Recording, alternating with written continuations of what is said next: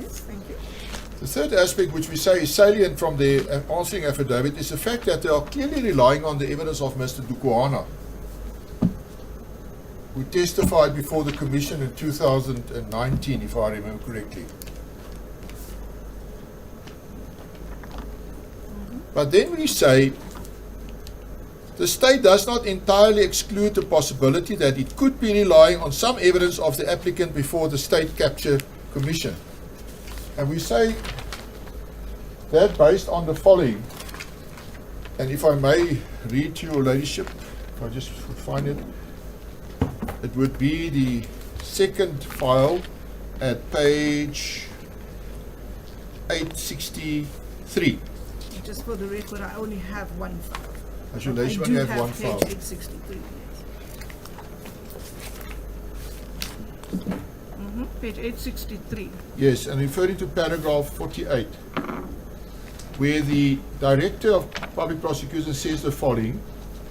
In addition, Mokezi himself sets out how the inquiry gave notice to him that he had been implicated or possibly implicated in alleged criminal activity, including corruption and fraud, by Margaret Ann Diedrich and Soli, and it provided copies of their statements on oath to him.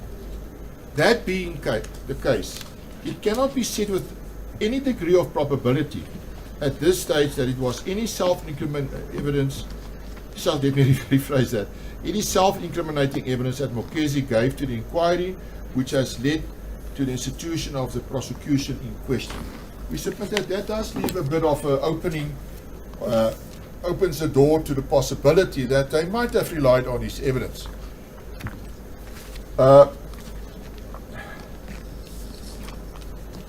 Now, if we go to, if I may return to paragraph 51 on page 20, we then say if the state, as far back as October 2019, already had made out the case against the applicant, it has failed to explain the delay in arresting him. The state only on 4 September 2020 applied for a warrant of arrest. Now, ladyship, one will see this against the background of the contentions by the respondent that they have been investigating this over a period of time. We then say, but then the applicant is only arrested almost 4 weeks later, coincidentally after he had completed his second stance as a witness before the State Capture Commission. We then say, if the question begs, if the state has built its own case against the applicant independently from the State Capture Commission and does not have to rely on his evidence before the State Capture Commission, why has there been a delay in arresting him?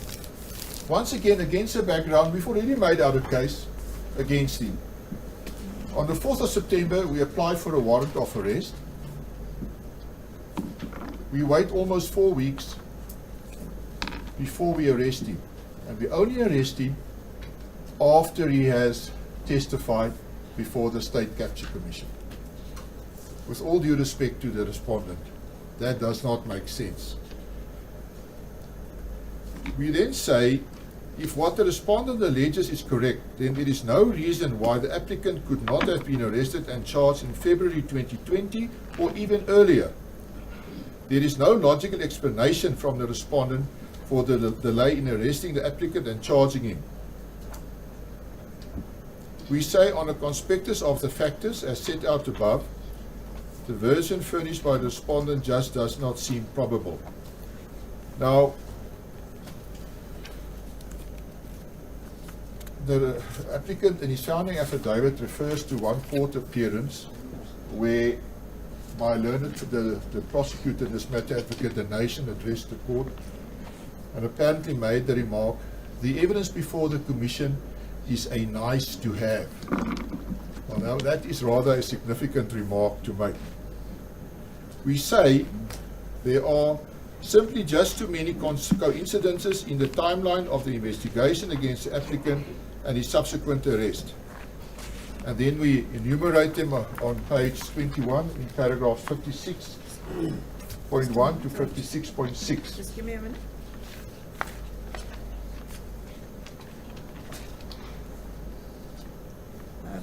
from what?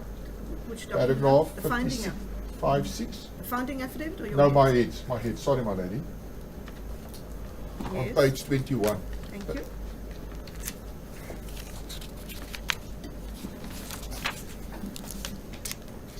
And then I enumerate the factors there. I'm not going to repeat them again, my That's lady. I've already unnecessary. referred to them.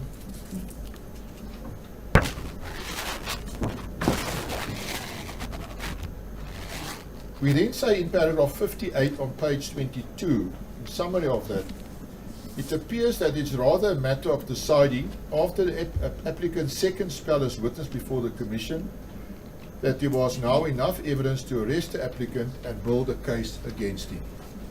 If you look at the timeline of the events as set out in the answering affidavit by the respondent, it just does not make sense. You are trying to convince the court that your investigation was to a large extent independent from that of the State Capture Commission, that the evidence that you gathered was independent from that which arose before the State Capture Commission, but yet you don't arrest. You wait till this man has completed his second stance before the State Capture Commission. Our submission is that that is not probable. My Ladyship, and then in our conclusion, we say on page 22, paragraphs 59 and further, we say it's our respectful submission that on the consideration of all the evidence before the Honourable Court, the conclusion is inescapable. Without the self-incriminating evidence of the applicant before the State Capture Commission, the respondent would not have been able to prosecute him. It is further clear that the evidence of several other witnesses before the State Capture Commission played a crucial role in the decision to arrest and prosecute the applicant. And once again, we don't have an issue with that. I could not come across any law or decision saying that the state would not be entitled to use the evidence of one witness at the State Capture Commission. What will happen to that evidence at the later stage is a different argument for a different day. What we are saying is that there appears to be little, if any, evidence apart from that elicited before the State Capture Commission against the applicant. And when I say elicited before the State Capture Commission, I'm referring to the evidence of the applicant. In the premises, we submit that the applicant has made out a proper case for the relief sought by him.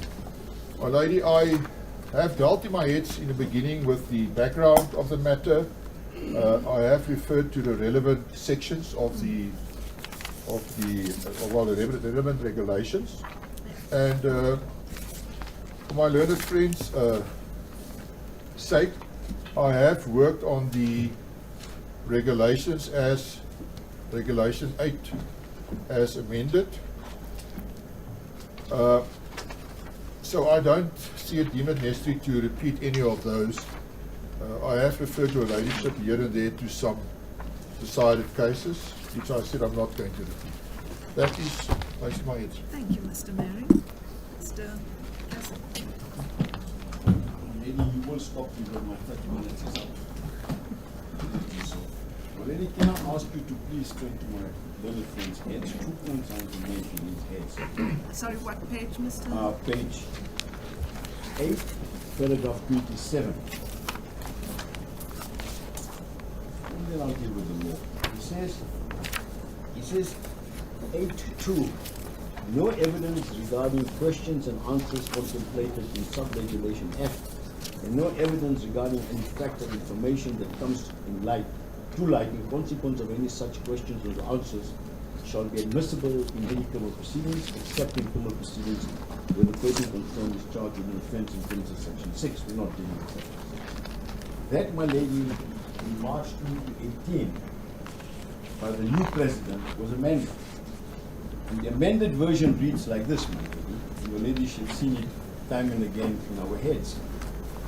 A self-incriminating answer or statement given by a witness before the commission shall not be admissible as evidence against that person in any criminal proceedings brought against that person constituted in any court, except in criminal proceedings where the person concerned is charged with an offence in terms of Section 6.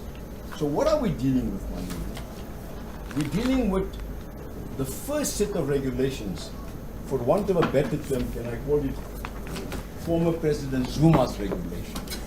Now what former President Zuma had in mind was people come to the Zondo Commission, the Chief Justice, the Acting Chief Justice Zondo Commission, tell their story and get forgiven. His regulation was akin to a truth and reconciliation. The Guptas will fly in from wherever they are in the world and come and tell their story. Mr. Essa will come. All the people, my lady, that squandered billions and looted billions of rands of South African taxpayers and South African poor people's money would come and tell their story, and all are forgiven. That's what President Zuma had in mind when you read Regulation 8.2. Then, of course, came President Ramaphosa, and he changed Regulation 8.2. And that's why I said, my learned friends, heads of argument, do not disclose the cause of action. And what Regulation 8.2 says, my lady, it says what any criminal lawyer, and I know most of the people in this room are all criminal experts other than myself, but most criminal lawyers know the tried proposition that constitutionally and in terms of the common law, a self-incriminating statement is not admissible. And perhaps the best exposition of that, my lady, is the judgment of Mr. Justice Ackerman, that of Mr. Justice Sachs, that of Mr. Justice Chaskelson in the Ferreira versus Marine case, although it dealt with the 417 in terms of the Companies Act. But the law is spelled out there. It's actually tragic that we should come and debate, my lady. What all these learned people know is so trite. When a self-incriminatory statement is sought to be presented to the trial judge, counsel will jump up and in America says, I claim my Fifth Amendment. In our law, in terms of the Constitution, it's, my lady, 35.3J. Can I just read that out to you in English?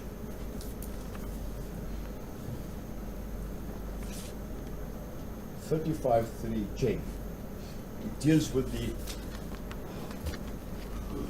fair rights trial. And that was its emphatic.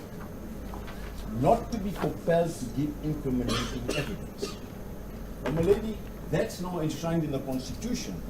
But as Mr. Justice Ackerman points out, is part of our common law.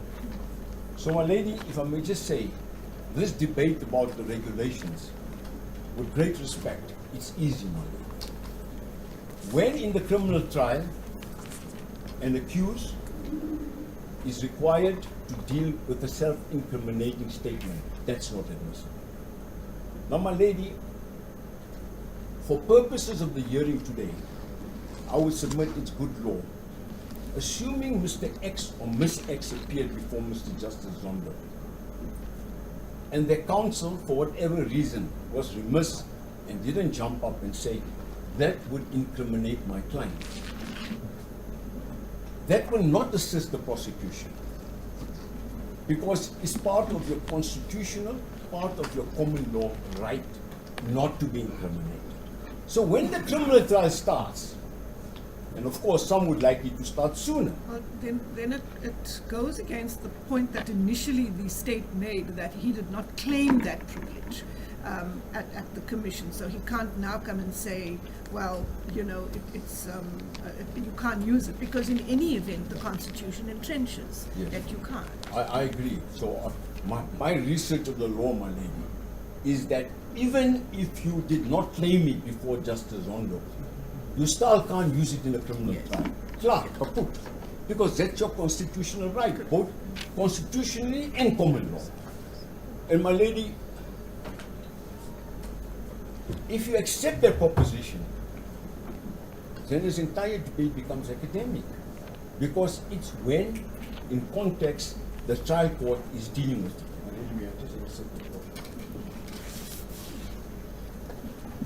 So, to that extent that our heads read, but you didn't claim it before Mr. Justice Zondo, I accept. It's ideal to claim it. or maybe not ideal to claim it, because the commission's function, after all, is the pursuit of true facts. The commission's findings are not binding.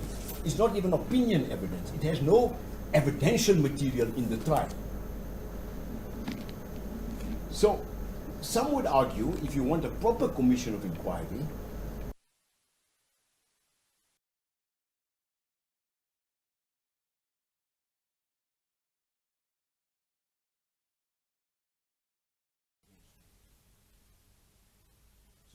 second proposition I want to make, my lady, about fair trial rights.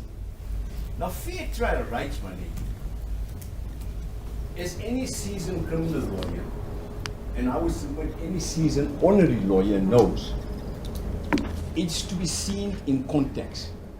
And perhaps, my lady, the best illustration is that of Justice Streicher writing for the full bench in the Viljoen case, which we referred to in our heads of argument, where he said it's a two-pronged approach. He was, of course, dealing with a confession in that case. But he says the first thing you do is you examine whether there is a breach. Once you find there's a breach, you see the magnanimity of it, the degree, the context, and you say, does this result in an unfair trial? If yes, well, that's the end of the matter. It can't go, the trial is unfair. But that's a judgment call the trial judge does. Now, before I move away, my lady, there's one judgment that I want to refer your ladyship to, because I think it's so elucidating, because none of our learned friends have quoted one case, my lady, where a court interfered pre-trial judge. Not a single case with all this learned counsel, my lady, they could produce one case. Because the law is clear, you don't do this at this stage. Now, my lady, the judgment I want to refer your ladyship to, perhaps, that really illustrates the principle, is that, my lady, of no less than Mr. Justice Harms in the King case. Is that the one in your head? In my head, my lady. Okay, now, so I've read it. And my lady, I just want to make this one point to your ladyship, my lady, where he says the following. He says, your ladyship is right. Fairness is not a one-way street conferring an unlimited right on an accused to demand the most favorable possible treatment, but also requires fairness to the public as represented by the state. Then he goes on. The purpose of the fair trial provision is not to make it impractical or to conduct the prosecution. And then, my lady, two more statements I want to make from that. At the end, your ladyship will see, he says, one can add the tendency of such accused instead of confronting the charge of attacking the prosecution. And that's exactly what's happened here. It's a matter I might have to deal with further if my learned friends persist in fairly and ungraciously attacking the prosecution. Then he says, it is the duty of the trial court to try a charge and to ensure that the trial is fair. And if it turns out that it was not, then any conviction that follows might be set aside. And it goes on, my lady. So, my lady, your fair trial rights, my lady, is not something in vacuum. As my learned friend now, my lady, barely 30 minutes wants your ladyship to determine a trial that might last, my lady, for 2 weeks or 4 weeks. And then, my lady, I want to turn to something else, my learned friend. Because when I read his heads of argument, I seriously made the submission to your lord, to your ladyship. It doesn't disclose a course of action. He refers to the old regulation, and then, my lady, if your lady turns to paragraph 23, this is what he says. Clearly, my learned friend didn't have the opportunity, my lady, of talking to the papers, because he says, historically considered, the relief the applicant is seeking in practice amounts to a permanent stay of prosecution. Further argument in this regard will be advanced at the hearing of this application. Now, two propositions I want to put to your ladyship. The first is this, my lady. You can't advance argument from the bar. You've got to make out your case in your founding papers. And there's not a word in the founding papers about delay. Secondly, my learned friend knows, my lady, that what he's asking for is the most draconian step you can ever think of, my lady. Consider the facts, my lady. His client, my lady, is instrumental in giving an award, now known as the Asbestos Award. According to my learned friends, for the third and fourth accused, they were going to count how many roofs got asbestos. Well, that counting, my lady, resulted in a contract of just over 250 million, of which your ladyship knows 230 million has been paid. This is serious money, my lady, for counting how many roofs got asbestos. Of course, my lady, the third and fourth defendants didn't conduct the work. They farmed it out to a third party, accused number 8, for 43 million. For the number 18 to it, my lady, he gave it to number 10 for 21 million. Now, what your ladyship knows, it was a contract given contrary to section 217 of our constitution, which for any tender, my lady, is the Bible, is the gospel. There must be a process that's fair, transparent, competitive, and efficient. This is why Justice Foreman, my lady, in the all pay case, my lady, all pay 2 says, fundamental, if you don't comply with that, it's an irregular contract. Otherwise, we'd be bankrupt as a state. There was no compliance with 217. No compliance, my lady, with the relevant provisions of Public Finance Management Act. There was, my lady, flagrant breach of Treasury Regulation 1686. Now what that says, my lady, if Province A has given a tender for stationery for 10 million rands, another province, my lady, Limpopo, requires the same item during the same period, then it's inefficient to have another tender. You can piggyback on that for the same duration. Well, my lady, what they piggybacked on this one, without Treasury approval, because Treasury will never give the approval, is what they did is, from this contract was coming to an end on the 31st of August, the Gauteng one. On the 4th, my lady, 27 days left for the 250 million rand contract. They piggyback on it. Different specifications, my lady.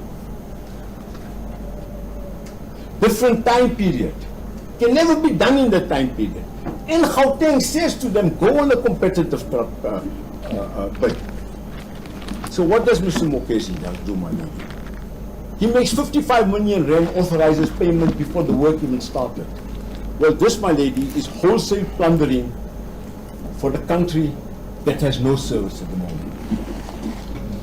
Now, I'm presenting that to your ladyship to understand the enormity of this case, so that it's not lightly taken, my lady. Let's go to court and have this approach, my lady. We kick it out.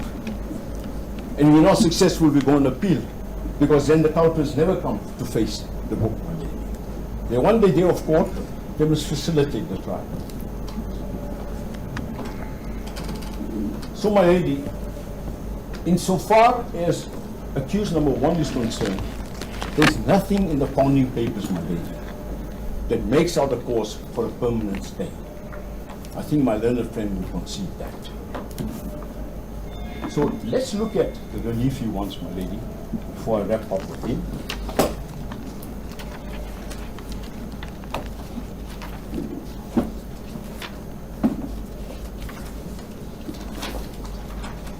My lady, the good news is I won't repeat what I've already said to your ladyship in the other matters.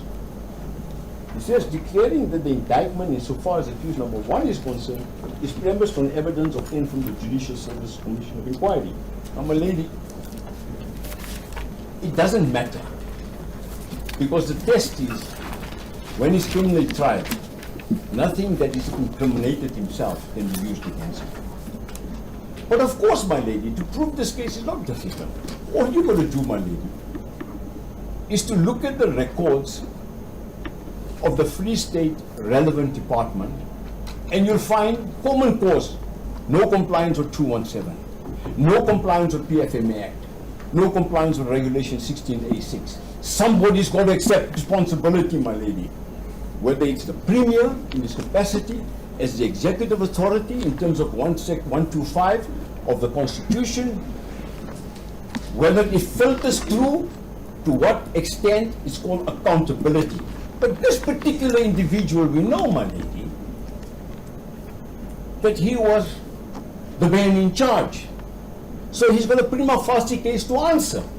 We also know, my lady, from subpoenas issued to banks, that the recipients of these particular fraudulent tenders or irregular tenders made payments.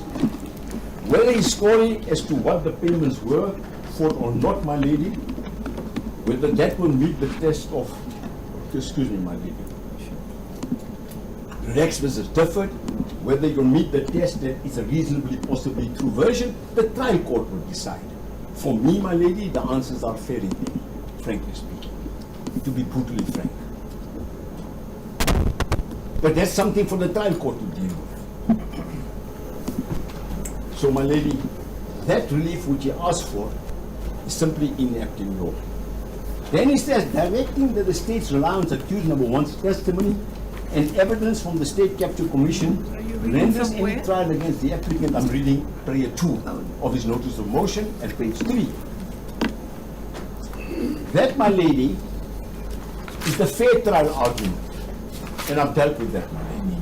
The lady will see in our heads, we deal with the Sheikh case, we deal with the Tent case, we deal with the Van der Merwe case, the one of Justice Bertelsmann sitting in the SCA as acting judge, full bench decision. We deal with the Viljoen case and a whole host of cases. All of them says that's for the trial judge, not for this court, my lady. Declaring that accused number one is excused from prosecution in terms of Rate 8.1 of the State Capture Regulation. How can you be excused from prosecution? He's the man must answer why you gave 230 million rand of the ratepayers' money in this province for a contract that ultimately was not. Number 10 says I wasn't even paid by 21 million. And number 8's got the same complaint. What the true value is, my lady, we'll never know. We can venture and guess, but we'll never know because there was no compliance with basic competitive process. And my lady, there's a whole all pay ends off. It starts off with Steenkamp and it starts off with all those tender law cases. It says you must have a competitive process. Otherwise, it's money for buddies. So you can't get that relief. In the alternative, he says, the evidence given on behalf of accused number one, a State Capture Commission infringes his right to a fair trial as provided for in Section 35 of the Constitution. Now, Section 35 is your fair trial rights. That, my lady, and I've accepted that even if his counsel didn't object before Mr. Justice Zondo. Incidentally, in his first statement, he doesn't talk about payments. None of these payments feature. But it doesn't matter because the principle is you can't lead evidence against an accused which incriminates himself. That principle against self-incrimination is law. Is there anything else? My lady, the terms of reference, your ladyship will see that the terms of reference of the Zondo Commission is in fact says, and he simply makes a recommendation. It's not binding.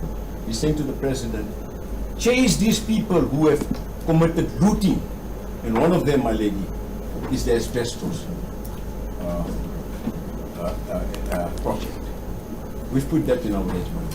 The ladyship will see that. My lady, we submit a hopeless application. It's regrettable, my lady, that the ratepayer or the taxpayer has to even pay for this application. But there you have it. It's a hopeless application. And we will ask the ladyship to dismiss it with us, my lady. It is a matter serious enough, my lady, to warrant 2 junior counsel. Because, my lady, there's at least 4 or 5 counsel against me on this matter. I do accept, my lady, the issues are not complex. The cost is always in the ladyship's discretion. That's important.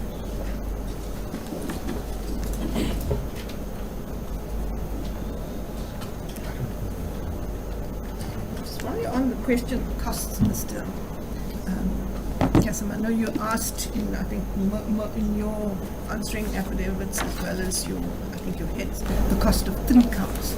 So if it's not that complex, why should I authorize, let's assume at the I'm end. being overambitious, I can see. So you, because I'm not sure why I should authorize the cost of 3 counts. No, I accept it.